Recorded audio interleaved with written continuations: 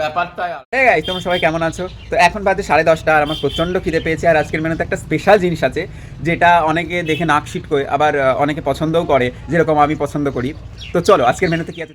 দেখো, আজকে মেনুতে আছে পান্তা ভাত, আর এখানে আছে পেঁয়াজ, কাঁচা লঙ্কা, আর তার সাথে আছে এই ভাতটাই চানাচুর মাখিয়ে, মানে একটু মাখা। আর সবচেয়ে বড় কথা হলো আমার বেশি চাহিদা নেই, মানে যখন যেটা হয় তখন সেটা খাই। সবসময় যে সরু চালের ভাত খেতে হবে এরকম কোনো ব্যাপার না।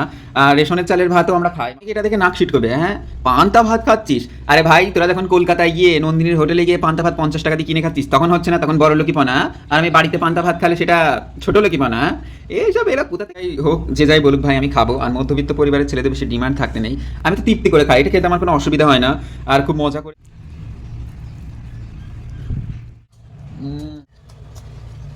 পান্তা খাচ্ছি, তারপরে মোটা চাল, তারপরে আবার ভাত আর চানাচুর মাখা। ব্যাপারটা শেষ, আর খুব শান্তি করে খেলাম। আর এটা আমাদের বাড়ির সবাই খায়, খুব মজার সাথে খায়, খুব শান্তি করে খাই। তোমরা কে কে খাও প্লিজ আমাকে কমেন্ট করে বলবে। তো আজকের ভিডিও এই পর্যন্ত। সবাই সুস্থ থেকো, ভালো থেকো, টাটা।